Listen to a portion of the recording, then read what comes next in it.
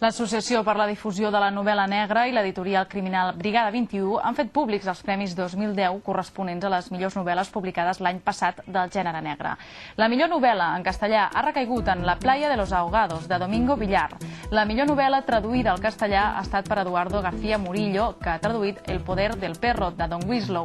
En català, el premi a la millor novel·la se l'ha endut Emulsió de ferro, de Sebastià Giovanni, i la millor novel·la traduïda al català ha estat per Maria Llopis, per la traducció de l'obra La dona de Ver, d'Arnaldur Indridason. La millor primera novel·la ha recaigut en Carlos Tanón per Tarde, mal y nunca. Finalment, el premi a la millor coberta se l'ha endut Ismat per la portada de Trago amargo.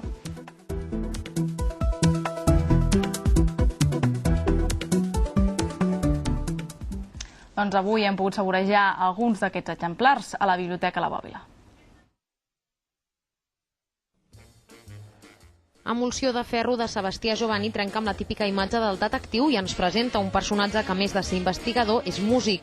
Viu al barri de Gràcia en una època molt convulsa, la transició.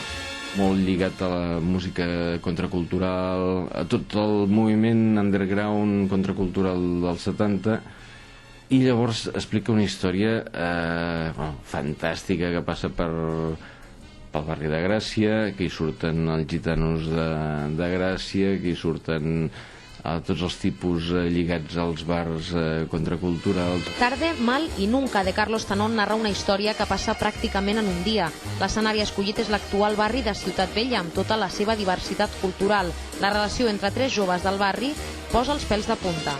Surt la Barcelona, de la Ciutat Vella de la Barcelona d'aquest moment, una novel·la terriblement incorrecta políticament, cosa que també és d'agrair, perquè estem fins al nas de la correcció política, i una novel·la amb molta força, segurament és una de les coses realistes més descarnades que s'han escrit aquest darrer any.